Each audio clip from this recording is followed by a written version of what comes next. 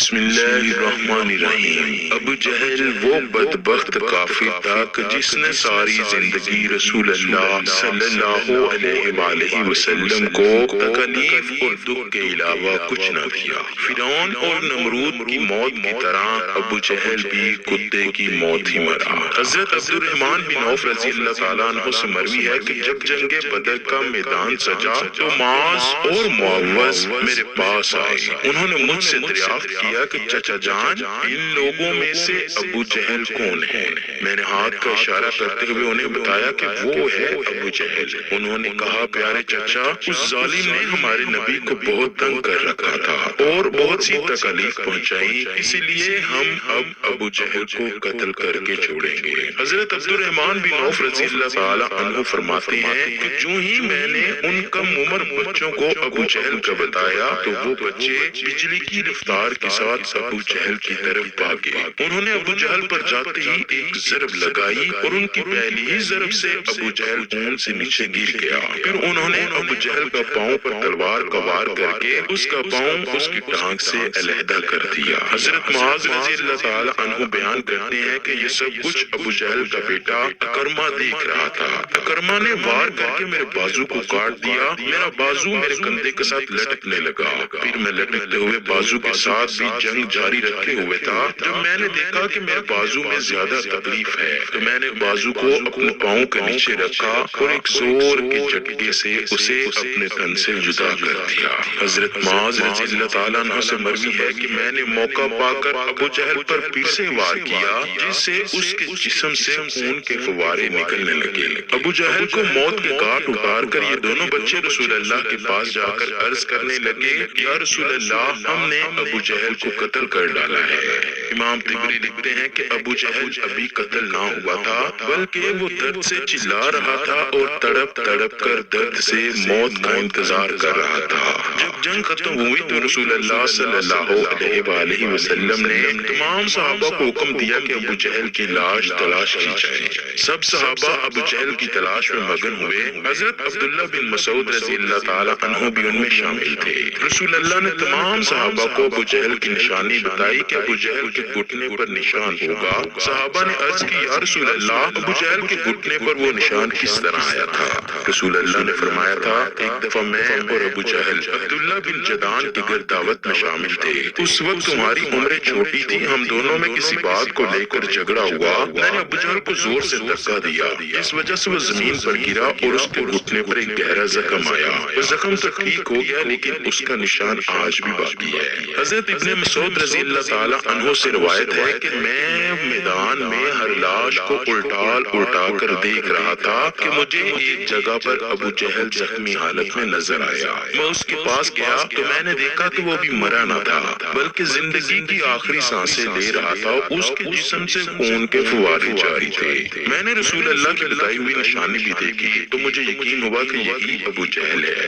میں نے اس کی گردن پر اپنا پاؤں رکھ کر اسے زور سے گھسیٹنا شروع کیا تو وہ درد کے مارے چیخنے لگا۔ میں نے ابو جہل سے مخاطب ہو کر کہا، اے خدا کے دشمن، اللہ نے تجھے ذلیل و خوار کر کے رکھ دیا ہے۔ ابو جہل کہنے لگا، اس میں ذلت والی کیا بات ہے؟ میں تو اس آدمی سے بدلہ لینے کے لیے یہاں آیا تھا جس شخص کو تم لوگوں نے قتل کیا۔ اس سے مجھے دریافت کیا کہ بتاؤ اس جنگ میں فتح کس کی ہوئی؟ میں نے کہا، بے شک اس جنگ میں اللہ کے رسول کی فتح ہوئی۔ پھر اس نے کہا، اے ابن مسعود چرواہے، تو بہت ہی اونچی جگہ پہنچ گیا ہے۔ دوسرا قول یہ بیان کیا جاتا ہے کہ حضرت عبداللہ بن مسعود نے بیان کیا کہ میں نے ابو جہل سے کہا، تیرا قاتل میں ہوں۔ ابو جہل نے کہا، نہیں، تجھ سے پہلے مجھے کوئی قتل کر گیا ہے۔ ایک قول یہ بھی بیان کیا جاتا ہے کہ جب ابن مسعود ابو جہل کے سینے پر بیٹھ کر کہنے لگے، اے اسلام کے بدترین دشمن، تم تو فرعون سے بھی زیادہ بدبخت نکلے۔ فرعون نے پھر بھی مرتے وقت اپنی غلطیوں کو مانا تھا کہ میں ہی غلط ہوں، لیکن تم تو مرتے ہوئے بھی اسلام کے خلاف ہی بکواس کر رہے ہو۔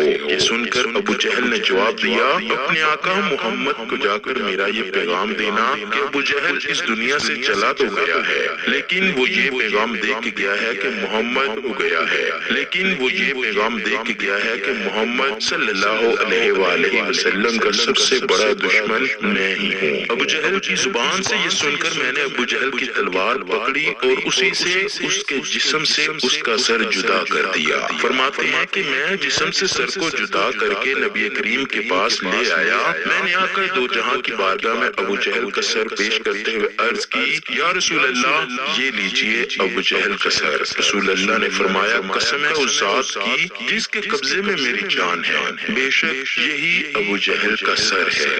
پھر آپ صلی اللہ علیہ وآلہ وسلم نے ابو جہل کے سر کے پاس کھڑے ہو کر فرمایا، یہ کافر ابو جہل اس امت کا خطرناک اور ظالم فرعون تھا۔ ہر امت میں ایک فرعون ہوتا ہے، جبکہ میری امت کا فرعون ابو جہل تھا۔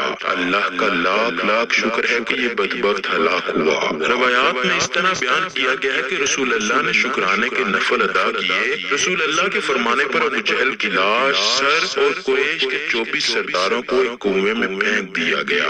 اس کے بعد رسول اللہ صلی اللہ علیہ وآلہ وسلم 3 دن میدان بدر میں رہے اور جاتے ہوئے اس کنویں پر بھی گئے جہاں کفار مکہ کی لاشیں پھینکی گئی تھی۔ آقا صلی اللہ علیہ وآلہ وسلم نے کنویں پر کھڑے ہو کر قتل ہونے والے کو یہ فرمایا، اے کنویں میں پھینکی گئی لاشوں، کیا تم نے اللہ کے وعدے کو پورا ہوتے ہوئے پا لیا ہے؟ اللہ کا وعدہ سچ ثابت ہوا۔ حضرت انس رضی اللہ تعالیٰ عنہ سے مروی ہے کہ رسول اللہ نے آدھی رات کے وقت یہ ان تمام لاشوں کے نام لے کر فرمایا، اے ابو جہل بن ہشام، اے عتبہ بن ربیع۔ اسی طرح نبی کریم نے سبھی لاشوں کے نام لیے اور فرمایا، کیا تم نے رب کائنات کا وعدہ پورا ہوتے ہوئے دیکھ لیا؟ کیا تم نے اپنے خداؤں کو وعدہ سچ پایا؟ میرے خدا نے جو مجھ سے وعدہ کیا تھا وہی سچ ہوا۔ اس پر صحابہ نے پوچھا، یا رسول اللہ آپ لاشوں سے باتیں کر رہے ہیں؟ تو حضور کریم صلی اللہ علیہ وآلہ وسلم نے فرمایا، جو باتیں میں ان سے کر رہا ہوں تم ان لاشوں سے زیادہ نہیں سن سکتے، بس یہ لاشیں بول نہیں پاتی، سب کچھ سن رہی ہیں۔ امام طبری لکھتے ہیں کہ محمد بن اسحاق بیان کرتے ہیں کہ بعض علماء نے یہ بات بیان کرتے ہوئے کہا ہے کہ تم لوگوں نے مجھ سے دشمنی کی بلکہ دوسرے لوگوں نے مجھ سے دوستی کی۔ تم نے مجھ سے میرے شہر کو چھینا، دوسرے لوگوں نے مجھے اپنے شہر میں پناہ دی۔ تم لوگ مجھے جھوٹا کہتے رہے، دوسروں نے مجھے سچا اور آخری نبی کہا۔ تم لوگوں نے مجھ کو بے شمار تکلیفیں دی، لیکن دوسرے لوگ میری تمام پریشانیوں میں شریک رہے۔ اس کے بعد رسول اللہ صلی اللہ علیہ وآلہ وسلم نے فرمایا، میں نے تو اپنے رب کائنات کے وعدے کو سچ پایا ہے۔